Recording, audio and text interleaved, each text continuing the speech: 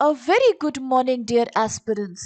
बायजूस के government exams prep channel में आप सभी का हार्दिक स्वागत है. Very warm welcome to all of you in today's lecture on this day in history. एक ऐसा सेगमेंट जहां आपके सामने प्रस्तुत किए जाएंगे इतिहास से जुड़े वो सभी खास फैक्ट्स और घटनाएं जो आपकी आने वाली इन गवर्नमेंट परीक्षाओं के दृष्टिकोण से बेहद लाभदायक हैं.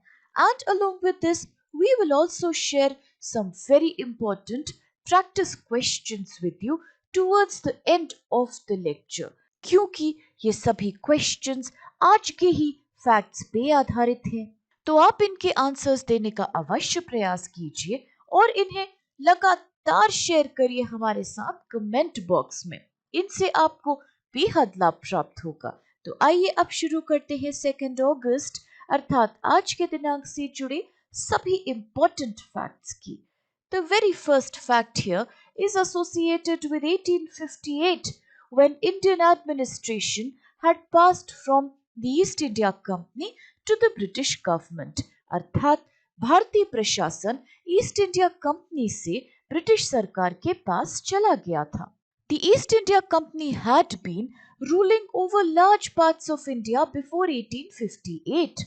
कंपनी शासन 1757 में बंगाल के नवाब सिराजुद्दौला पर प्लासी के युद्ध में अपनी जीत के साथ ही शुरू हो चुका था और कई लड़ाइयों के पश्चात जैसे कि battle of Buxar, Anglo Mysore wars और कंपनी की सब्सिडरी अलायंस पॉलिसी के पश्चात the company had come to control large part of India.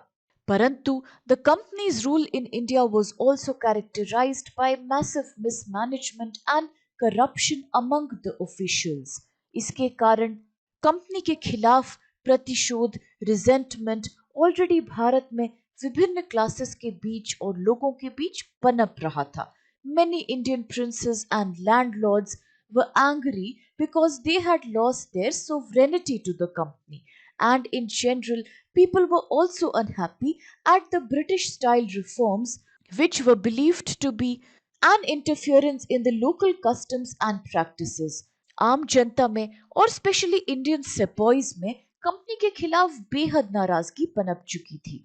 All these factors eventually had led to the revolt of 1857, जिसमें इंडिया के सभी लोगों ने irrespective of their religious और caste differences खुल के पार्टिसिपेट किया था with the intention of removing and putting an end to the British rule.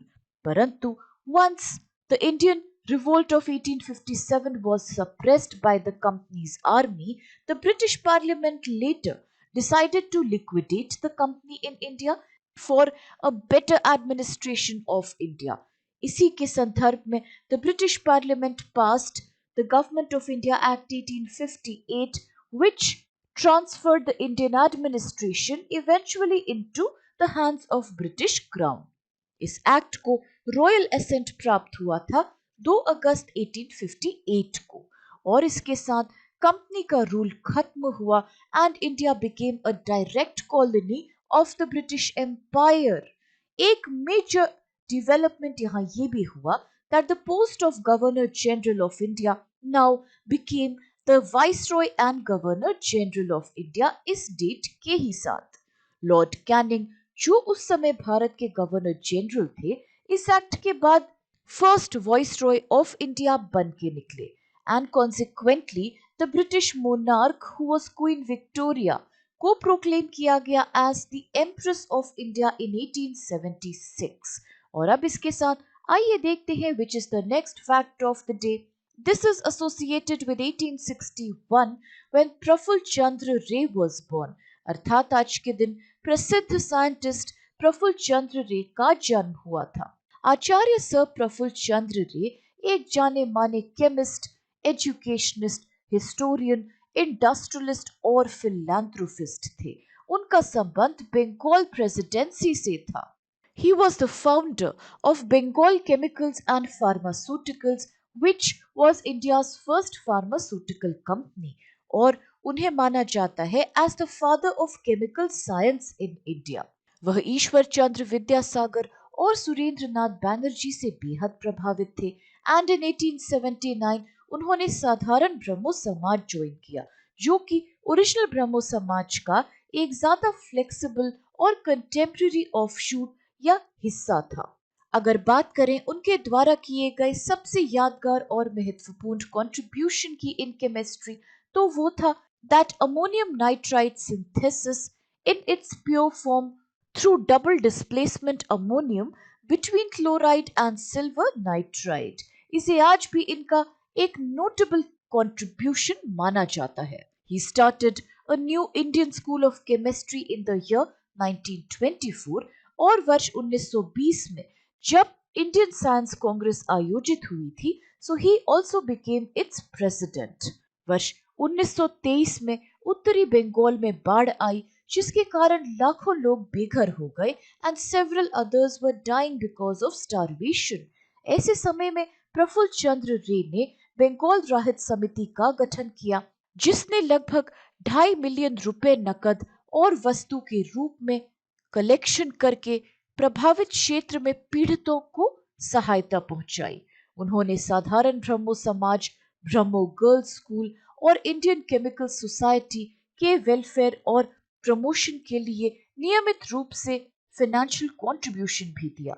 इसके अलावा 1922 में he also donated money for the establishment of Nagarjuna prize, जो कि केमिस्ट्री में उत्कृष्ट परफॉर्मेंस और कंट्रीब्यूशन के लिए दिया जाता है। अगर बात करें इनके द्वारा लिखी गई एक फेमस किताब की, सो ये है a history of Hindu chemistry from the earliest times to the middle of 16th century, और इसी के साथ इनकी ऑटोबायोग्राफी का नाम है life and experience of a Bengali chemist that was released in 1932। और अब चलिए देखते हैं आज का नेक्स्ट फैक्ट, जो है एसोसिएटेड 1876 से when Pingali Venkayya was born, अर्थात आज के दिन पिंगली वेंकैया का जन्म हुआ था। पिंगली वेंकैया एक भारतीय स्वतंत्रता सेनानी थे और महात्मा गांधी के एक कड़े सपोर्टर और फॉलोअर भी थे। He is known as the designer of the flag on which the contemporary Indian national flag is based. The national flag is based on Swaraj flag, एक ऐसा ध्वज जो इंडियन नेशनल कांग्रेस के द्वारा अडॉप्ट किया गया था and it had been designed by Pingali Venkayya himself. उनका संबंध आंध्र प्रदेश राज्य से था। वर्ष 1947 में स्वतंत्रता प्राप्त होने से पहले भारतीय स्वतंत्रता आंदोलन के सदस्यों द्वारा विभिन्न तथाकथित राष्ट्र ध्वजों का इस्तेमाल किया गया था। However, Venkaiya's version was first designed for Indian National Congress and then subsequently modified in the year 1947. पिंगली वेंकैया, जो कि आंध्र में कृष्णा डिस्ट्रिक्ट से संबंधित थे, उन्होंने नेशनल फ्लैग को डिजाइन करके महात्मा गांधी को प्रेजेंट किया था जब गांधी जी ने विजयवाड़ा का दौरा किया था अप्रैल 1, 1921 में। अपने सभी कॉन्ट्रीब्यूशंस के कारण पिंगली वेंकैया के सम्मान में भारत सरकार ने 2009 में एक पोस्टेज स्टैंप रिलीज किया था। और इसके साथ आइए देखते हैं आज का नेक्स्ट फैक्ट, जो है एसोसिएटेड 1970 से अर्थात 1970 से when India's first woman diplomat C.B. Muthama was appointed as the ambassador to Hungary, अर्थात भारत की पहली महिला राजनायक C.B. मुथम्मा को हंगरी देश में राजदूत नियुक्त किया गया था। She was the first woman to clear the Indian civil service examination, और ये पहली भारतीय महिला थी to have joined the Indian Foreign Service as well. Later, she also became the first Indian woman diplomat as well as became the first Indian woman ambassador or the High Commissioner. C.B. Muthamma को पहली बार Paris में भारतीय दूतावास में तैनात किया गया था। उन्होंने रंगून, लंदन और पाकिस्तान जैसे कई देशों में राजनायक के रूप में काम किया। When she was appointed as India's ambassador to Hungary in 1970, she became the first woman from within the service to be appointed as the ambassador. Muthamma को भारतीय सिविल सेवा में जेंडर इक्वालिटी के प्रति उनके सफल अभियान के लिए याद किया जाता है। After her retirement, she became a member of the Independent Commission on Disarmament and Security Issues that was set up by the then Swedish Prime Minister Olof Palme. अगर बात करें इनके द्वारा लिखी गई कुछ विशेष किताबों की, so here the names are slain by the system, जहां इन्होंने खुद के द्वारा एक्सपीरियंस्ड सभी डिफिकल्टीज और कंस्ट्रेंट्स का एक विस्तृत वर्णन दिया है. Apart from that she also wrote the essential Kodava cook book. और इसके साथ अब चल के देखते हैं which questions do we need to solve today. The first one is when was the British monarch Queen Victoria proclaimed as the empress of India, अर्थात British सम्राट महारानी विक्टोरिया को भारत की सम्राज्ञी कब घोषित किया गया था. ऑप्शंस में कुछ years हैं, जैसे कि A 1875, B 1876, C 1877 or will it be D 1879. The next question is who is regarded as the father of chemical science in India, अर्थात भारत में रसायन विज्ञान का जनक किसे माना जाता है. ऑप्शंस है A Homi J Bhabha, B Praful Chandra रे, C Meghnath Saha or is it D Birbal Sahni. The third question is who is the author of the book Life and Experience of a Bengali Chemist, अर्थात बंगाली केमिस्ट का जीवन और अनुभव नामक पुस्तक के लेखक का नाम आप हमें बताइए. ऑप्शंस है A C V Raman, B P C Ray, C J C Bose or is it D Meghnad Saha.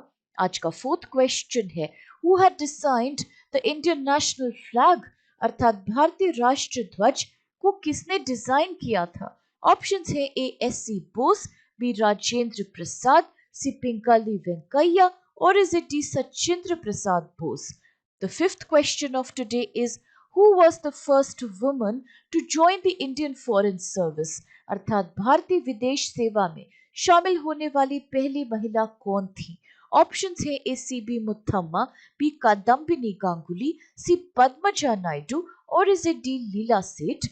और आज का सिक्स्थ एंड लास्ट क्वेश्चन है who is the author of the book Slain by the System, अर्थात स्लेन बाय द सिस्टम नामक book की लेखिका या लेखक का नाम आप हमें बताइए. ऑप्शंस है A Kiran Bedi, B Indira Gandhi, C B Muthamma or will it be D Fatima Beevi. और अब इन सभी इंटरेस्टिंग क्वेश्चंस और कुछ बेहद लाभदायक फैक्ट्स के साथ आज के इस सेशन को हम यही समाप्त करते हैं, इस आशा के साथ कि आप सभी को इससे बेहद लाभ प्राप्त होगा. फ्रेंड्स, अगर आपको वीडियो पसंद आए तो प्लीज चैनल को लाइक, शेयर और सब्सक्राइब अवश्य कीजिए. And with this have a great day, please stay safe and thank you so much to all of you.